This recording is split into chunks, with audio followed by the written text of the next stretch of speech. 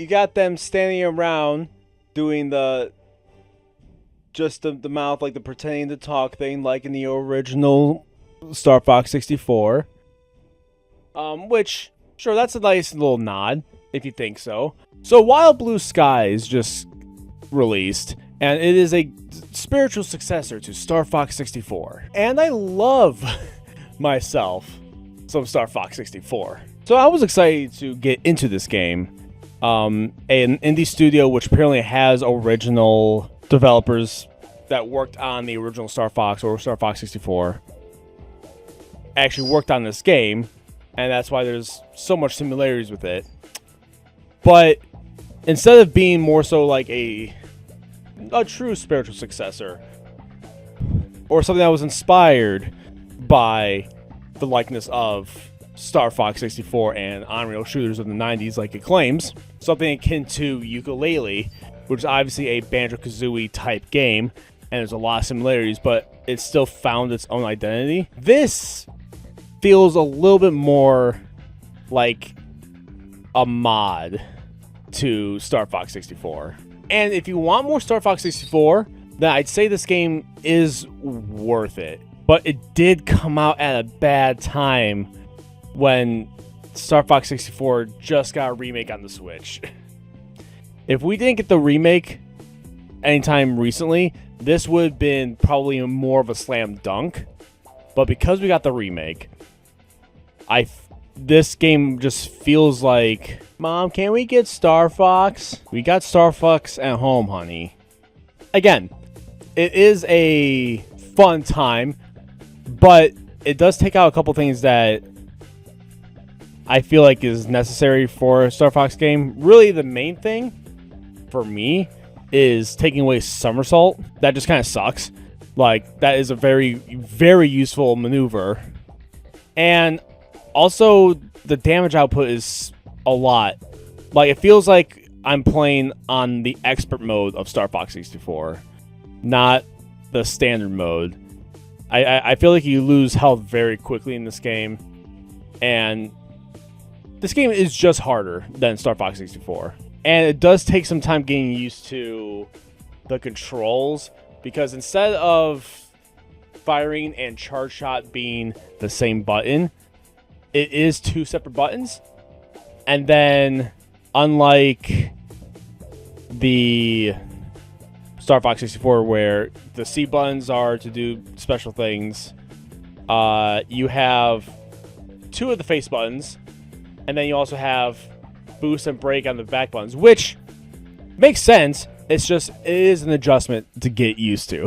And I do like how they tried to make the other characters here more so different archetypes than what we have in Star Fox 64. Like, we have a deer who's a girl on the team. That's cool. So, like, it's not one-to-one, but also kind of is. So I'm going to go through the first mission of the campaign, and I will point out why I feel like it's hitting a little bit more closer to a mod of 64 rather than its own identity. But the story very much is, I get Star Fox 64, but more simplistic, I'd say. And instead of going planet hopping, you're just going different areas in this continent, which is a change up. But as you could tell, you got your three routes. So you got this line here. You got this line here, and then whatever sends you down the middle path that will eventually go to one of those. So you got that. But let's get into mission 1. So it does the zoom in. Bam bam. Have reached our shores. Protect our homes, blue bombers. Leave it up to us, and then Fox, Bowie says a thing. Bombs away. Instead of, here you are, you get the bombs away. Now, look at this opening cutscene and tell me if it reminds you of anything.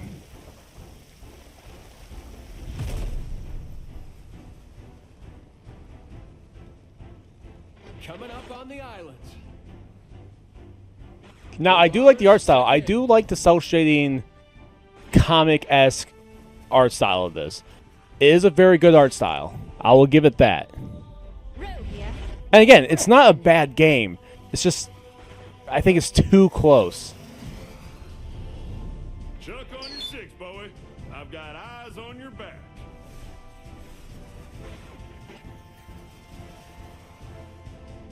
Thorn here, locked and loaded. Wait. Yeah, loaded.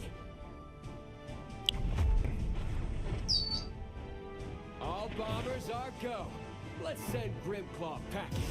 All bombers are go. They separate. You go through. Now you're on.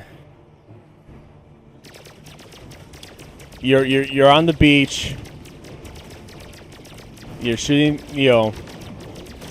1, 2, 3. Things come up behind you. You start seeing the island. You see the Slippy-like character come up. He's not getting chased. It's that character that's getting chased, but character is still getting chased. You hit the guys, you get the bomb. Now you go into the city proper after that tutorial part. Criticizing your fire, even though they get right in front of your face. They have the barrel roll. They have brakes. They have bombs. They have. Instead of circles, they're diamonds. That's different. Now there are some different choices here, as you can tell. It's not literally 1-to-1, but like big guys on the sides doing big things, small guys in the middle. Tell us to use the boost, so then we could save. That's like the Falco situation, almost exactly like in Corneria. Now, what's annoying to me, so we're about to hit a checkpoint, right? It doesn't heal you. But we have the fly through waterfalls section. But with the Slippy character instead. I fucked it up. Maybe next time, Bowie. Because I was talking. But if you do that successfully, that's how you get the secret path. But you don't get a different boss like you do in Starfox 64. It is still the same boss.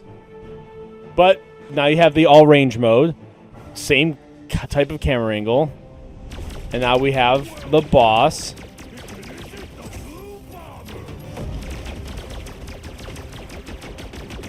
I forgot that I set this to hold, because you could go in the settings and set the shooting to hold instead of press.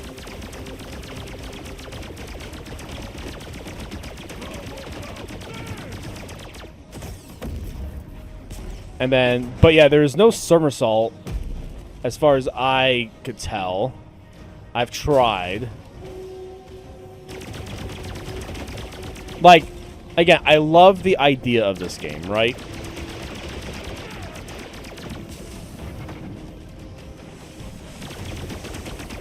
Let me finish this guy off. But before I continue my rant, so you got the explosion, you got the boss that yells a thing, flashing the white. Now you're gonna get the 4 characters flying off after a successful mission. Boom, boom. Mission cleared. Blue bombers, check in. You get your check in, and then each of the characters say a thing. I've got some damage, but this ain't my first rodeo. Get it? Because he's a bull. Just a scratch or two. Not a scratch.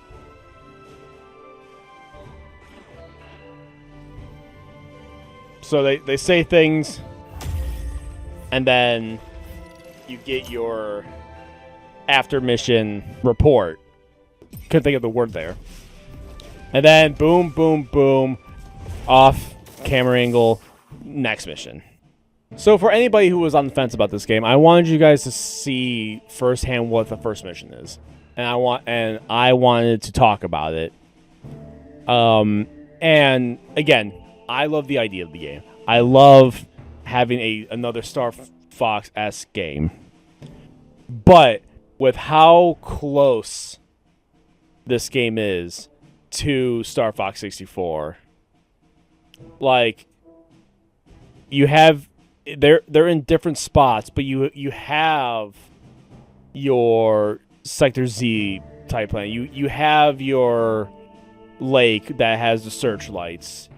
You have your Titania. Like literally this mission right here is the exact mission from Star Fox 64 with the rotating platform, and if you go one way, you're going with it and you have to shoot things. If you're going the other way, you're going against it and you're going faster around it. Like they just changed the force things to the gears, but then the middle thing does open up and you have the things to shoot. So again, if you're wanting to have another Star Fox 64 type game and you want to see how this game does certain things differently, because it does do some things differently. Like it's not a bad $20-$25 to spend. Like I'm not shitting on the game. It's a really well done game, and it does pay homage to one of the best games ever. But I just can't help but to draw similarities when it's that close. When the story structure and the level structure is almost exactly the same, just with a different coat of paint. And that's why I say that this feels more like a really well done mod. I know that they did it from the ground up and they made their own assets and they did everything themselves, and that's definitely commendable for them to do, and they did a really good job with what they made. Again, with some issues, like it feels like I'm playing on expert mode, and I feel like I lose my blasters too easy, and I get shot too easy, and also the AI is way too accurate, and you never know when you're actually getting shot, and no somersault. Like there are issues with the game, and they are kind of also like their catchphrases feel a little bit more forced. It doesn't feel natural. My point being is that this is essentially Star Fox 64, and if you want to play Star Fox 64, essentially for me, this is me playing Star Fox 64 on a non-Nintendo console. But if I want to play Star Fox, I could just go and play Star Fox. I have this copy. I have the remake on the Switch.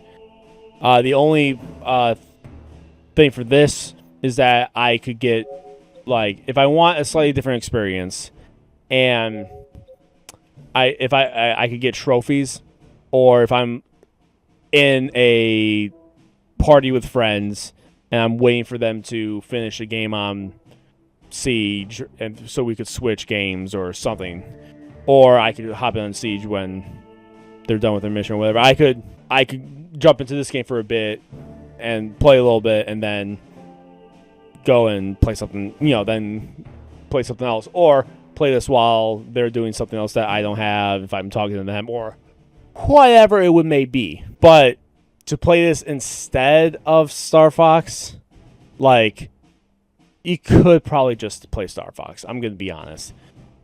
Now, again, it's not expensive. It was like $20, I think. So it's not. I say if you like Star Fox 64, it might be worth a shot. Like, I don't regret buying it. Like, it is a well put together product, and obviously, like, I do enjoy playing it. I just can't separate it from Star Fox 64 because it's too close to it. So yeah, I'm not saying it's not worth the money. I'm just saying that in the future for this developer, I'm not saying to completely switch up the game. I'm not saying go Star Fox Adventure. Don't go nuclear.